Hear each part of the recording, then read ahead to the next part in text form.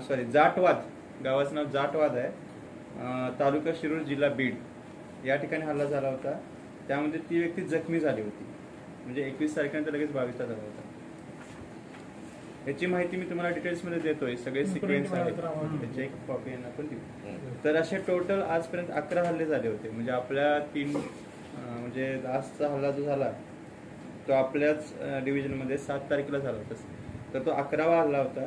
या पूर्ण 11 हल्ल्यामध्ये 9 व्यक्ती डेथ झाले, 4 व्यक्ती गंभीर जखमी झाले.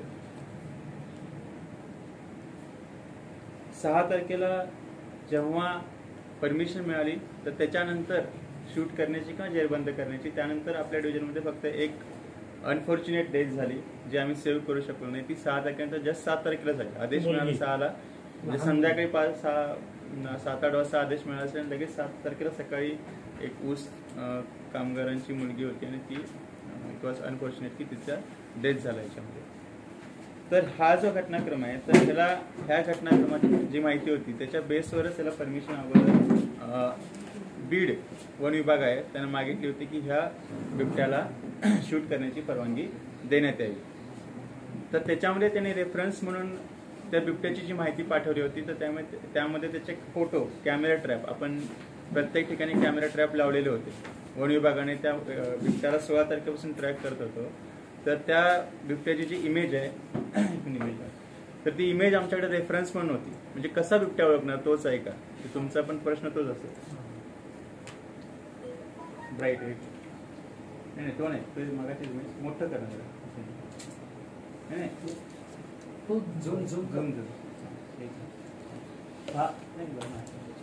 कॅमेरा ट्रॅप मध्ये आलेली ही इमेज होती. कॅमेरा ट्रॅप म्हणजे काय करतो आम्ही, जनरली त्या क्षेत्रामध्ये बिबट्या असेल त्या क्षेत्रामध्ये आम्ही पिंजरे लावतो. पिंजऱ्यामध्ये बेट म्हणजे एखादी जीवन शेळी किंवा गाई काही ठेवू शकतो किंवा कोंबड्या काही ठेवू शकतो, ते ज्याच्यावरती ते फीड करतो. ते असे लावल्यानंतर त्या ठिकाणी एक कॅमेरा ट्रॅप असतो, सेन्सरवरती काम करतो. म्हणजे त्या ठिकाणी जर कुणीही आलं, मनुष्य प्राणी जरी गेला तरी त्याचा फोटो त्या कॅमेऱ्यामध्ये कैद होतो. तर हा बिबट्याचा फोटो बीड वन विभागानं ट्रॅक केलेला होता, त्यांच्या कॅमेरा ट्रॅपमध्ये आला होता. त्याच्यावरती हा जो पॅटर्न आहे स्पॉट्सचा, त्याच्यामध्ये सेंट्रली त्रिकोण आहे, खाली एक सी आहे, त्याच्यानंतर वरती एक सी आहे आणि मध्ये 2 सी आहेत फुटलेले एकमेकांच्या साईडला. ओके, हा तो मॅन इटरच लेपर्ड आहे. कारण की बीड विभागानं सुरडी एक ठिकाण आहे, त्या ठिकाणी काहीतरी अटॅक झाला होता. तर त्या परिसरामध्ये त्यांच्या माहितीनुसार त्याच परिसरामध्ये तिथला हा लेपर्ड आहे आणि ह्या लेपर्डनं अटॅक केलेले आहे. हाच रेफरन्स आहे आमचा. तर हे सुरडीचं किंवा त्या बीड विभागाचं इथनं अंतर अंदाजे बीड किती अंतर असेल, 150 आसपास असेल, 150-200 किलोमीटर अंतर आहे. आणि ह्या घटना झाल्या त्याला एक म्हणजे 24-25 तारखेची घटना आहे, म्हणजे झाले 20 ते 22 दिवस झाले. तर त्या 20-22 दिवसापूर्वी तो तिथं होता. ओके, म्हणजे आजच्या तारखेच्या अगोदर एक 22 दिवस हा आधी तिथं होता त्या घटनेला. हा प्रत्येक बिबट्याचे असे जसे टायगरचे पॅटर्न असतात त्याला स्ट्रिप्स म्हणतो आपण, तर त्यानुसार बिबट्याचे पण काहीतरी पॅटर्न असतात. फिंगर प्रिंटिंग आपलं असतं, प्रत्येकाची इंडिव्हिज्युअल आयडेंटिटी असते. तशी ह्या प्राण्याची पण एक आयडेंटिटी असते. जसे बॉडीवरती स्ट्रिप्स असतात टायगरचे त्याप्रमाणे. तर हा जो पॅटर्न आहे त्यामध्ये सेंट्रली ट्रायंगल आणि एक मिनिट त्याच्यामध्ये 7 असे हे आहेत, 1, 2, 3, 4, 5, 6 आणि 7, म्हणजे 7 छोटे छोटे स्ट्रक्चर आहेत. एक फुल समजा सेंट्रली ट्रायंगल 7 स्ट्रक्चर. हा तिथला लोकेटेड तो बिबट्या आहे, जो मॅन इटर फोकेट. त्यानंतर क्लोज करणार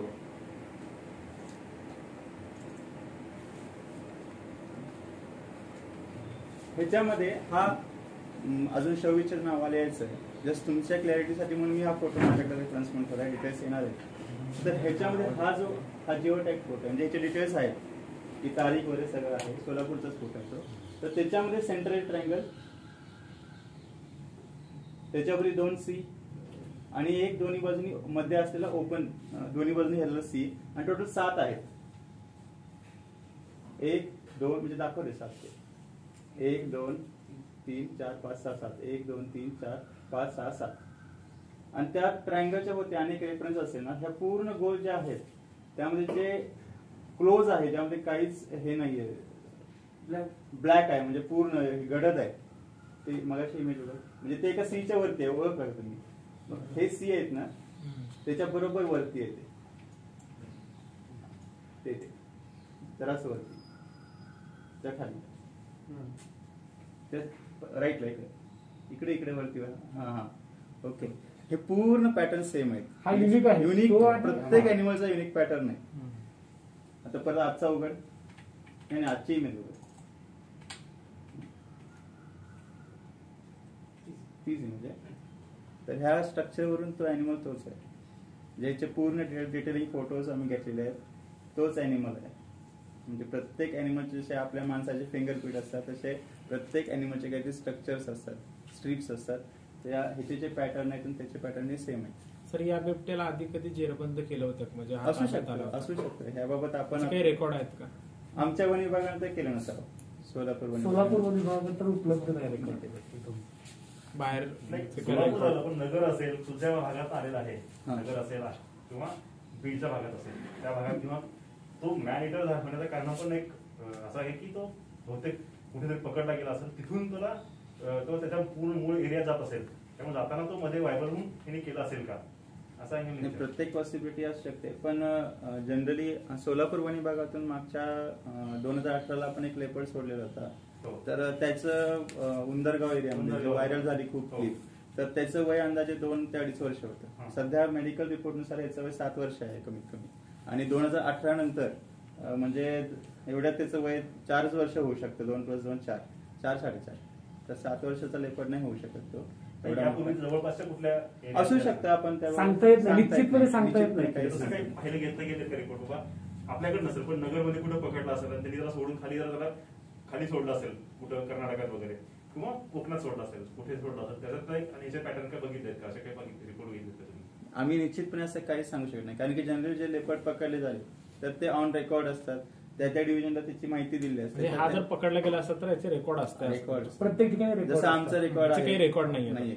उंदरगावचा जो आहे त्याची व्हायरल क्लिप पण होत होती बरेच दिवस. तर तो लेपर्ड आम्ही पकडलेला होता. त्या गावच्या माणसांना पण तो माहिती आहे.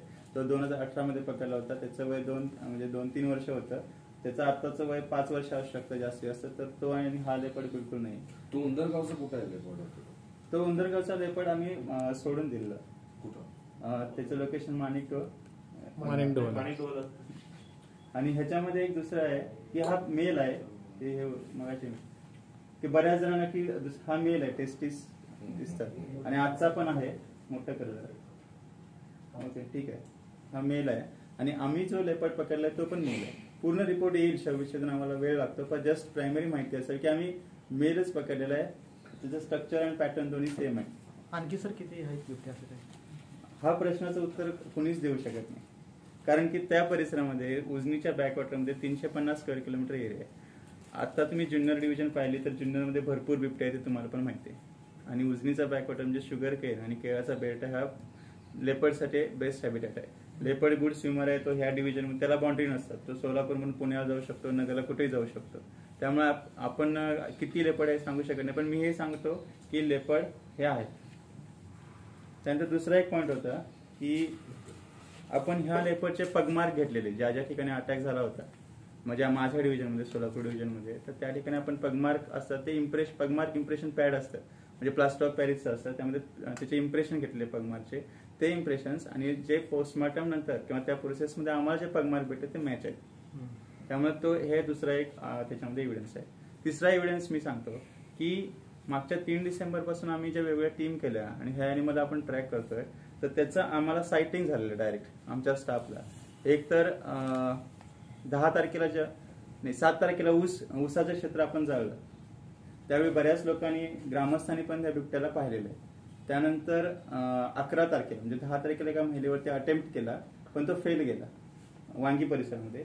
त्यानंतर 11 तारखेला त्याने एक अटॅक केला. त्या 11 तारखेला तो आम्हाला साईट झाला ऍक्च्युली, त्याच गावाजवळ वांगी परिसरामध्ये. त्यावेळी पण आम्ही अटेम्प्ट केलेला, पण त्यावेळी तो पण आमचा अटेम्प्ट चुकला ऍक्च्युली. म्हणजे 11 तारखेला, त्यानंतर त्याच्या अगोदर 7 तारखेला म्हणजे 7 आणि 11, तर तो त्याच परिसरात होता वांगी परिसरामध्ये. त्यानंतर 17 तारखेला पण तो आम्हाला साईट झाला सायंकाळी 10 वाजता, रात्री 10 वाजता पेट्रोलिंगमध्ये, आणि तिथल्या लोकांना पण तो साईट झाला. म्हणजे त्याची मुवमेंट जर आपण पाहिली तर त्या लेडीजवरती जो अटॅक झाला म्हणजे 10 तारखेला, त्यानंतर उजनीचा गुगल अर्थवर मॅप उघड. तर 10 तारखेनंतर तो एक त्रिकोणी एक एरिया होता, त्या एरियामध्येच तो कॉन्स्ट्रिक्ट झाला. तिथनं त्याला बाहेर जायला चान्सच नव्हता. इन काय उघड रे गुगल. उजनी हे टाक, वांगी टाक, वांगी वांगी सोलापूर.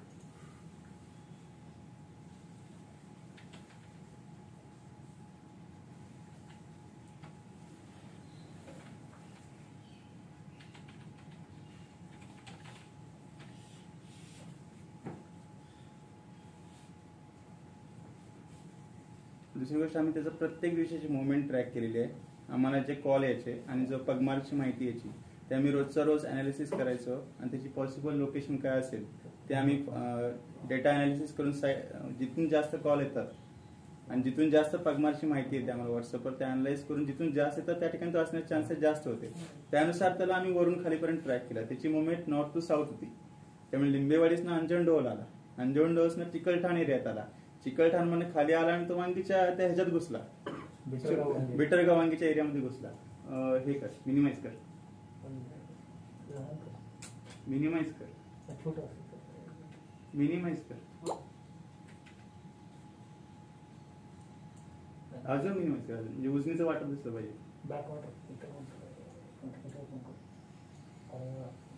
उजनीचं काय करतो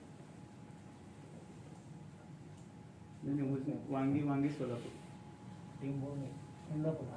आपल्याकडे इकडे एक वांगे ते दाखवतात. दुसरीकडे गेले. करमाळा वांगी टाक, वांगी करमाळा. दक्षिणचं वांगी ओपन करणार आहे. ओके ओके, हा एक वांगी, ठीक आहे. वांगी 4. ओके ओके, तेच पूर्ण वांगी. जरासं मिनिमाइज कर, जरासं आणखी खाली घे, नाही वर घे, वर घे. ओके ओके, ठीक आहे. शेट पळ. ओके, नॉर्थ डायरेक्शन कर, स्ट्रेट नाही होत का सर? बरं ठीक आहे. ओरिएंटेशन नॉर्थ कर घ्यायचं. नॉर्थ नॉर्थ वरती वरती, हा नॉर्थ नॉर्थ ओरिएंटेशन.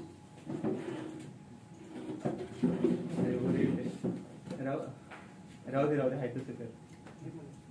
ओके ठीक आहे ठीक आहे ठीक आहे. एक मिनिट. हा जो त्याची मुवमेंट होती, तर शेतफळ आहे ना, शेतफळ पासून तो खाली मूव्ह होत जेऊर तिथून खाली होत त्या वांगीचा जो कप आहे ना, कप शेप एरिया, तर त्या कप शेप एरियामध्ये एंटर झाला. महिलेवरचा अटॅक आपला जो झाला दिनांक 10 तारखेला, म्हणजे अटेम्प्ट केला पण फेल गेला ऍक्च्युली, तर त्या ठिकाणी तो आला त्या एरियामध्ये. त्याच्या अगोदर ओपन एरिया होता नगर बीडमध्ये, त्याची डेली मुवमेंट आपण ह्याच्यामध्ये ट्रॅक केलेली आहे. अवरेज 16 किलोमीटर कधी चाललाय, कधी 18 किलोमीटर पण चाललाय.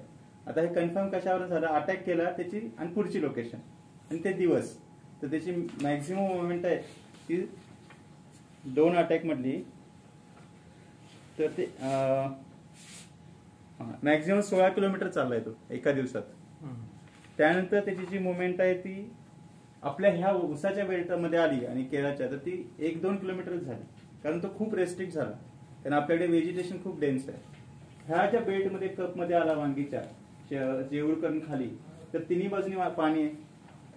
आणि 10 तारखेला तो कुठं आला, वांगीमध्ये आला, जिथं महिलेचा पहिला एक इन्सिडेंट झाला. त्यानंतर जराच मिनिमाइज करते.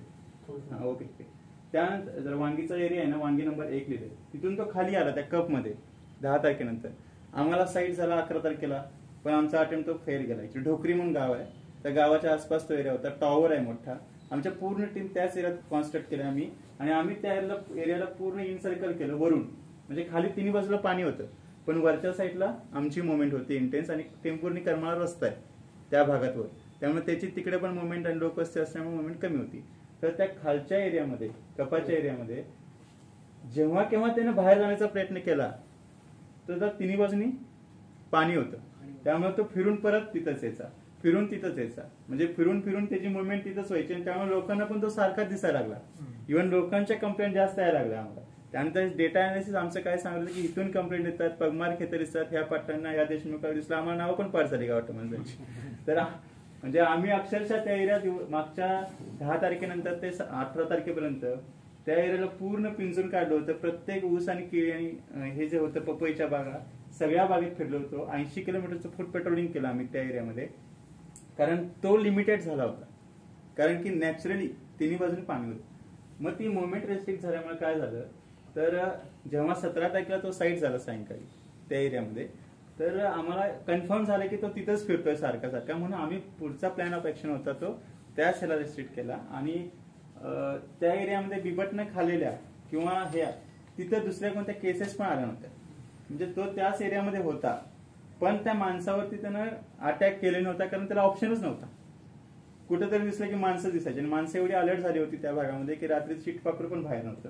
फक्त आमचीच माणसं बाहेर फिरायची रात्रीची, आणि आज जावा कोण, म्हणजे एवढं लोकांनी पण अलर्टनेस लोकांमध्ये होता. त्यामुळे ती सिच्युएशन तशी होती, आणि तो त्या ह्याच्यामध्ये रेस्ट्रिक्ट झाल्यामुळे तो आमच्या ट्रॅकवरती आला. आम्ही त्याला ट्रॅक करू शकलो. ह्या 3 गोष्टी होत्या याच्यामध्ये. कालचं जे यश आहे ते वन विभागापेक्षा कुठेतरी धवलसिंह मोहिते पाटलांना जास्त जात आहे असं आम्हाला वाटतं. त्या संदर्भात तुमचं काय म्हणणं आहे? नाही, मी यश असं म्हणणार नाही, कारण की आम्ही एक वाईल्ड लाईफ गमावलेली आहे ऍक्च्युली. तर अपयश आहे आम्हाला थोडंसं हे. आणि कोणत्याही पर्टिक्युलर व्यक्तीचं हे कार्य नाहीये. एक वन विभागाचं कार्य आहे. माझे 40 लोक हे रात्री, फक्त कमी स्टाफ आहे सोलापूरला, 40 लोक रात्र दिवस मागच्या 15 दिवस ही मेहनत घेत होते.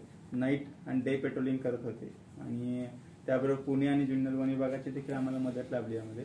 तर हे सगळ्यांचं संयुक्तिक यश आहे, आणि शूटरचं यश आहेच, पण सगळ्यांचं संयुक्तिक यश आहे, आणि त्यामुळेच आम्ही हे करू शकलो. बाहेरनं जे शूटर मागवले होते त्याच्या व्यतिरिक्त धवलसिंह मोहिते पाटलांना अधिकार दिले होते का मारण्याचे? येस, त्यांना ऑफिशियली लेटर होतं, अधिकार दिले होते. सर, माननीय शूटर का मागवलेलं आपण? आम्हाला माननीय CCF Solapur, sorry CCF Pune, मुख्य वन संरक्षक पुणे यांना, त्यांना आपल्या ऑफिशियली अधिकृत होते ते, की त्यांनी कोणालाही अपॉइंटमेंट करू शकत होते ज्यांना लायसन्स आहे. कोणालाही म्हणजे ज्यांना लायसन्स आहे आणि जे ऑथराइज आहेत त्यांना, म्हणजे ज्यांना अनुभव आहे, ज्यांच्याकडे लायसन्स आहे तसे त्यांनाच ऑथराइज केलं होतं. मोहिते पाटलांना किती अनुभव आहे? पूर्वीचा काय अनुभव? त्यांचा अनुभव किती आहे मोहिते पाटलांचा? त्यांनी त्यांचे डॉक्युमेंट सबमिट केले असणार आहेत. त्यांच्या आपल्याकडे बेसिस काय लेटर वगैरे त्यांना इश्यू केलेलं आहे का? मागू शकता का तुम्ही? सगळ्या पत्रकारांची मागणी आहे. नाही, गैरसमज निर्माण होत होता पत्रकारांमध्ये, त्यांना लेटरच नाही असं म्हणणं आहे सगळ्यांचं, नागरिकांचं वगैरे. नाही, गैरसमज बिलकुल करून घेऊ नका. नाही, पण लेटर असेल, नाही, तुम्हाला शेअर केलं जाईल, ते लेटर शेअर केलं जाईल. त्यांना अधिकृत असं येस, ह्या टीमचा ते पार्ट आहे. आतापर्यंत म्हणजे प्रसार माध्यमातून आम्ही जे आमच्या परीनं माहिती काढली त्याच्यामध्ये शार्प शूटर मध्ये 2-3 नावं होती. ते बारामती नंतरचे आले. तावरे, त्याच्या आधी मंडलिकचं नाव होतं, मर्चंटचं नाव होतं. याच्यामध्ये कुठेही धवल मोहितेंचं नाव आम्हाला मिळत नव्हतं. ऍक्च्युली अचानक जेव्हा म्हणजे ऑपरेशन झाल्यानंतरच कळलं असं, त्यामुळं संभ्रम असं निर्माण. नाही, मी तुम्हाला सांगू इच्छितो की याच्यामध्ये ह्या शूटर्स व्यतिरिक्त आपण सोलापूर पोलीस यांचे देखील 10 शूटर घेतले आपल्याकडे होते. म्हणजे आम्ही सोलापूर किती शूटर आपण नियुक्त केले? आपण याच्यामध्ये सोलापूर पोलिसांचे 10, त्यानंतर एक जुनेद मर्चंट, त्यानंतर मंडलिक, त्यानंतर तावरे, त्यानंतर धवल मोहिते पाटील, आणि आमचे एवढे लोक होते. 14 एवढे शूटर होते. 14 आणखी एक जण होते ना, काय नाव? तावरे, मर्चंट, मंडिक, सांगतो तुम्हाला पाठवते. एवढे शूटर होते. 14 मध्ये नेमका टार्गेट झाला कुणाला? तो धवल मोहिते यांना टार्गेट झाला. नक्की? हो. सगळे एकत्रित होते का वेगवेगळे? नाही, असं आमच्या टीम्स होत्या ऍक्च्युली, 15 टीम होत्या. असं एका वेळी बिबट्याच्या मागे लागून बिबट्या बिलकुल मिळणारा प्राणी नाही. किती फुटावरून शूट केलं? फुटावरून शूट झाला, किती एमएमचं ते होतं गोष्टी. आणि विशेष म्हणजे मोहिते पाटलांनाच तो टार्गेट नेमका म्हणजे इंडिकेट झाला असं, हे जर कन्सेप्ट जरा सांगा. कारण शेवटी हा एक त्याच्यामध्ये जे शूटर्स आहेत ते जास्त सांगू शकतात की त्यांना किती फुटावरून हे झाला. परंतु आमच्या टीम्स होत्या तिथं.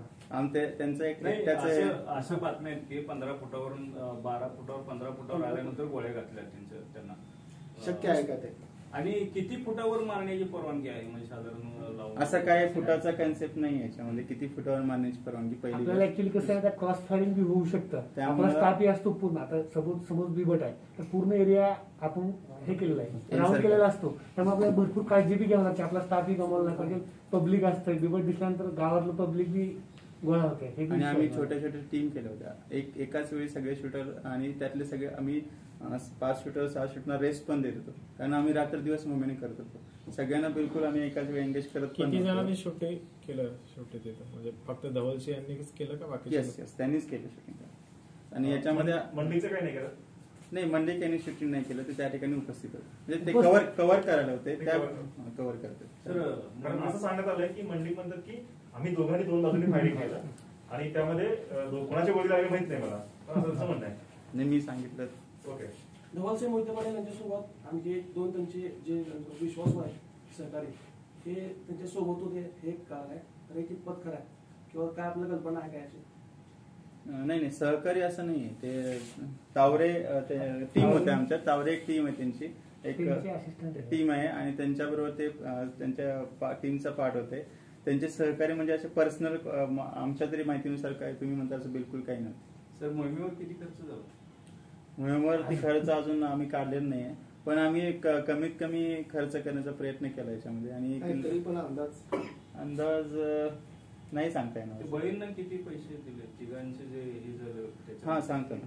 तर ह्याच्यामध्ये हा महत्वाचा प्रश्न आहे की जे 3 डेथ झाले आहेत त्यांना आपण प्रत्येकी 5 लाख रुपये सध्या कम्पेन्सेशन दिलेलं आहे सरकारी नियमानुसार, आणि बाकी 10 लाख प्रत्येकाला कम्पेन्सेशन आपण फिक्स डिपॉझिटच्या फॉर्ममध्ये देतो. म्हणजे जे मयत व्यक्ती झाले आहेत त्यांची मुलगी, वडील, कोण जे नवलचे नातलग आहेत त्याचे प्रत्येकाला 15 लाख आपण कम्पेन्सेशन देतो. आता 5 लाख दिलेले आहेत कॅश चेकच्या फॉर्ममध्ये, बाकी 10 लाख त्यांना आपण फिक्स डिपॉझिट करून एक 8 दिवसामध्ये देणार आहे. ऊस वगैरे जाळला शेतकऱ्यांनी, त्यांना काय मदत केली? येस.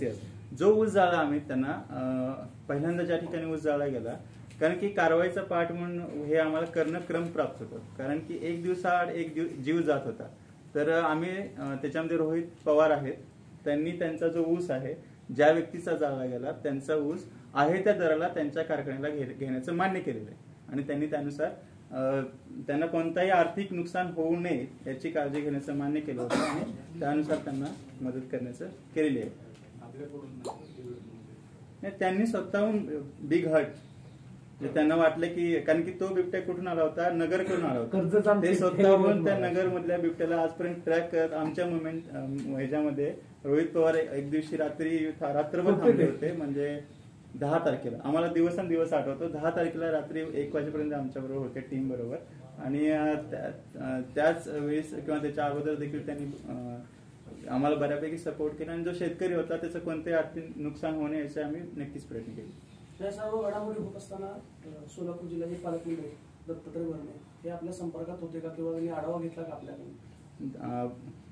सोलापूर जिल्ह्याचे पालकमंत्री यांनी अगदी पहिल्या दिवसापासून या गोष्टीचा आढावा घेतला. त्यांनी ह्यामध्ये अंजनडोहमध्ये ते स्वतः आले आणि त्या जी विक्टीम होते त्यांच्या घरी पोहोचले, त्यांचं सांत्वन केलं. त्यानंतर एक दुसरे आमचे जे विक्टीम होते त्यांना 5 लाख रुपये त्यांनी कम्पेन्सेशन चेक पण दिला. येस, जागेवर त्यांच्या हस्ते दिला.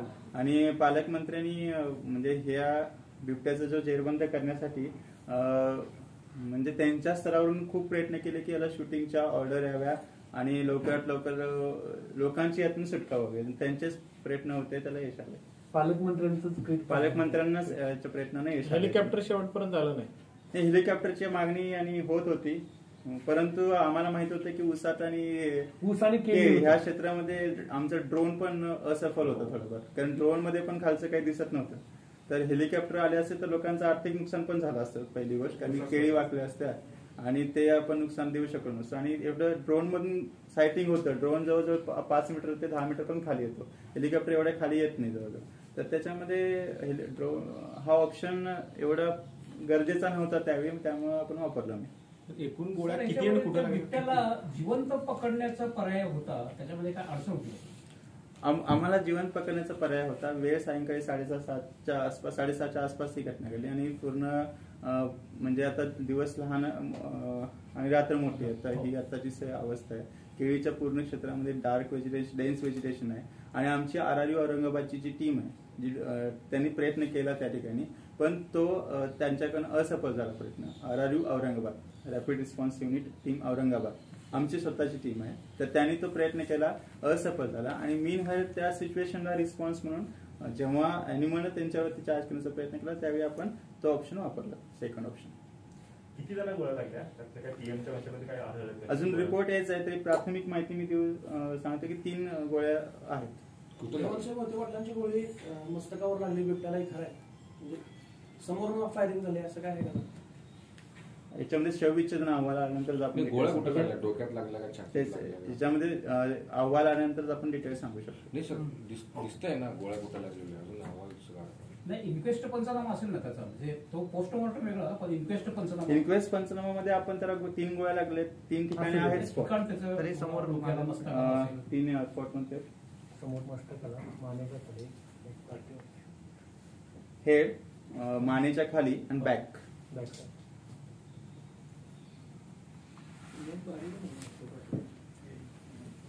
त्याला जिवंत पकडण्याचा पर्याय म्हणून पिंजरा वगैरे लावला होता. येस तुम्ही महत्वाचा पॉईंट रेज केला. आपण 21 पिंजरे लावलेले आणि 42 ठिकाणी कॅमेरा ट्रॅप लावले. प्रत्येक लोकेशनचा आपण जिओ टॅग घेत होतो, पण ह्याच्यामध्ये आम्हाला पिंजऱ्याच्या जवळ पण म्हणजे तो येत नव्हता. आम्हाला पिंजऱ्यामध्ये उद मांजर आणि तरच सापडले, पण नाही सोडून दिले आम्ही, पण बिबट काय पिंजऱ्यामध्ये आला नाही. प्रत्यक्ष ऑपरेशनच्या वेळी पिंजरा तिथं होता का? पिंजरा प्रत्येक ऑपरेशनच्या तो वेळी एरिया पूर्ण कॉर्डन केला होता पूर्ण. येस त्या एरियामध्ये पिंजरा होता. त्या एरियामध्ये 4 पिंजरे होते इनफॅक्ट. तो त्या कोपऱ्यात जेव्हा घुसला ना, आम्ही सगळे ऑपरेशन पिंजरे होते, आमच्या पेट्रोलिंग टीम आणि कॅमेरा त्याच एरियामध्ये मूव्ह केले होते. त्यामुळे सगळे पिंजरे आणि मोस्टली त्याच एरियामध्ये होते. अजून पण तिथंच आहेत. अच्छा, किती मनुष्यबळ किती वापरला, किती मनुष्यबळ लागलं आपल्याला? आपला जवळजवळ 120 इतकं मनुष्यबळ लागलं. 120. याच्यामध्ये SRPF ची टीम होती, त्यानंतर पोलिसांचे 10 लोक होते, एक डॉग स्क्वॉड होता आमच्याबरोबर, एक ड्रोनची टीम होती आणि बाकी वन विभागाचा स्टाफ होता. वन विभागामध्ये सोलापूर, पुणे आणि जुन्नर या 3 वन विभागाचा आम्ही स्टाफ फुल केला होता, कारण सोलापूरचं मनुष्यबळ फक्त 40 आहे. त्यामुळं कन्स्टंट लक्षात घेऊन आपण मॅन पॉवरचं प्लॅनिंग केलं होतं. आणि सगळ्यात महत्त्वाचं आम्ही टेक्नॉलॉजीचा चांगला वापर केला, कारण की आम्ही त्याला कसं ट्रॅक केलं की जे नॉर्थ लिंबेवाडीपासून अंजनडोर, चिकलठाण आणि खाली आपल्या त्या वांगीच्या ह्याच्यात आला एरियात त्या ट्रायंगलमध्ये, तर ते आम्ही रोज इनपुट घ्यायचो, कारण की आमचे कंट्रोल रूम आम्ही करमाळ्यामध्ये ठेवली होती. एक व्यक्ती होते ना असाइन केली होती की रोजचे कॉल आणि पगमार्क कॉल यायचे लोकांचे की दिसला पगमार्क इथं आला, फोटो यायचे. व्हॉट्सअपवरती ग्रुप केला होता, तर जी माहिती ज्या एरियातनं जास्त येते त्या एरियाला आम्ही फोकस करायचो. आमच्या ज्या 12 टीम होत्या त्या प्लेस केल्या होत्या प्रत्येक ठिकाणी. एकच टीम त्या ठिकाणी जायची, कन्फर्म करायची की पगमार्क आणि किंवा कॉल आलेला लोकांचा तो खरा आहे की खोटा आहे. ती माहिती आल्यानंतर ती माहिती आपण त्या एरियाची रोज प्लॉट करायचो, डाटा अनालिसिस करण्यासाठी डाटा मॅपिंग करायचो. डेटा मॅपिंग मध्ये ती प्लॉट करून तिथून जास्त कॉल येतात, तिथं मुवमेंट त्याची पॉसिबल आहे आम्हाला कळायचं आणि लोकांना आमच्या स्टाफला पण तरी दिसायचा. तसे तिची मुवमेंट आम्ही ट्रॅक केली होती. परंतु त्या भागामध्ये काय झालं, पाण्याचा भाग असल्यामुळे बराचसा भाग तिथं ओलसर आहे, म्हणजे त्याचे पाय खुणा जे आहेत ते घेण्यामध्ये अडचणी येतात. नाही, उलट चान्स होता, फायदा झाला. तो नगरमध्ये दिसत नव्हता कारण तिथं पाणीच नाही. इकडे उसात झाल्यामुळे केळीच्या ते डॉग स्क्वॉड ना आमच्या कालची जी घटना झाली तर दुपारी 1:30 वाजता आमच्या डॉग स्क्वॉडला ट्रॅक केला. इनफॅक्ट आमच्या डॉग स्क्वॉडला त्या एरियामध्ये 1 किलोमीटर एरिया असेल, नलवडे वस्ती आहे. नलवडे वस्तीमधून वरती गेलं की एक केळीचे शेत आहे, तिथं केळीमध्ये पाणी दिलेलं आहे शेतामध्ये. तिथनं त्याला आम्ही 1.5 किलोमीटर ट्रॅक केलंय, त्यामुळे त्याची मुवमेंट आम्हाला कळाली की तो कन्फर्म तिथं आहे. डॉग स्क्वॉडचा आम्हाला फायदा झाला. PM रिपोर्ट कधी पर्यंत देऊ शकतो? आज त्या ठिकाणी त्याचं PM झालंय. रिपोर्ट उद्या डॉक्टरांवरती जे डिफेंड आहे म्हणजे लगेच 1-2 दिवस. डॉक्टरांचं जे काय पशुवैद्यकीय अधिकारी आहेत त्यांची नावं समजतात, त्यांनी पोस्टमॉर्टम केलं. एक मिनिट, 3 डॉक्टरांची टीम होती, त्याच्यामध्ये आपल्या इथं झालं का शवविच्छेदन? हो, सिद्धेश्वर वन विभागामध्ये शवविच्छेदन. अंत्यसंस्कार सगळे तिथंच पुरलं की जाळं? जाळं. NTCAच्या गाईडलाईन्स असतात, नॅशनल टायगर कॉन्झर्वेशन अथॉरिटीच्या गाईडलाईन्स असतात. Honorary wildlife warden Ninad Shah आहेत, ते प्रेझेन्स होते त्या ठिकाणी. डॉक्टर्सचे गव्हर्नमेंटचे डॉक्टर होते, त्यांची टीम होती, पंच प्रेझेंट होते. आणि पूर्ण जे हे झालं म्हणजे PM आणि त्याचं जे दहन त्याचं आपण व्हिडिओग्राफी आणि रेकॉर्डिंग पण करून ठेवलेलं आहे ऑन रेकॉर्ड. आणि मी स्वतः उपनिरीक्षक सोलापूर त्या ठिकाणी पूर्ण वेळ प्रेझेंट होतो. आता ह्या बिबट्याला मारल्यानंतर प्राप्त प्रश्न तिथल्या नागरिकांना दिलासा जरी मिळाला असला तरी अजूनही भीती त्यांच्या मनामध्ये आहे की आणखी काही बिबट्यांचा किंवा अन्य हिंस्त्र जनावरांचा वावर तिथं असावा. आपलं काय आहे त्याच्यामध्ये निष्कर्ष? मी एक सांगू शकतो की आम्हाला जे फेक कॉल यायचे, अफवा यायच्या की बिबट्याची पगमार दिसली ते तरसाच असायचे. हो, त्या एरियात तरच खूप आहे. नाही कारण 2-2.5 वर्षापूर्वी उंदरगाव मध्ये एक बिबट्या तिथं सापडलेला होता. Yes. 2 वर्षाचा. हो हो. या पार्श्वभूमीवर तिथं आणखी म्हणजे वाव ना, आपण आपल्याच म्हणण्याप्रमाणे नक्की, नक्की. तो ऊस आहे, केळी आहे, पपई आहे, ते पुन्हा ते असल्यामुळे तिथं वाव आहे तिथलं भटकायला त्याला. नाही येऊ शकतो. मी येस मी तेच म्हणतोय की मी वन अधिकारी म्हणून हे सांगतो की तो त्याचाच एरिया इनफॅक्ट हो. त्यात आपण शिरलेलो आहे. हो. बरोबर. मग ते वाव आपण त्याचा कमी केला इनफॅक्ट, त्यामुळे त्याचा स्कोप आपण कमी करतोय. अजून काही येस तिथं बिबट्या असं करण्याची शक्यता नाहीये, कारण की सगळे बिबट हा मॅन इटर नाहीये. बिबट हा प्राणी माणसावरती आला करून माणसाला खाणार नाही. खूप क्वचित खूप एक्सेप्शनल केसेस असतात. असं होतं जनरली आपण जी माहिती दिली 1,12,500 रुपये कंपेन्सेशन ह्याच्यासाठीच दिले की बिबट्याने त्या ठिकाणी शेळी खाल्ली, कोणाची गायी खाल्ली, तर हे ऑन रेकॉर्ड आहे आणि आपण त्यांना कंपेन्सेशन हे देत आलेलं आहे. त्यामुळे सगळेच बिबटे नरभक्षक असतात असं नाही. हे कधीच आहे 1/12 या चालू आर्थिक वर्षातलं.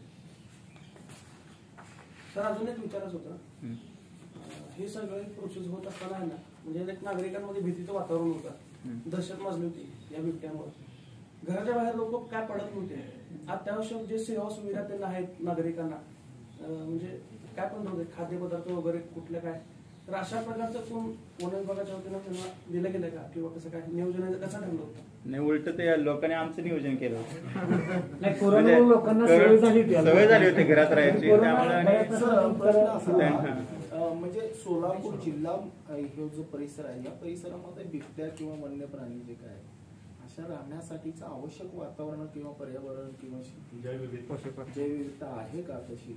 बिबट्याच्या संदर्भानं फक्त असो आता इथपर्यंत येतोय म्हणजे नेमकं येण्यामागचं कारण काय?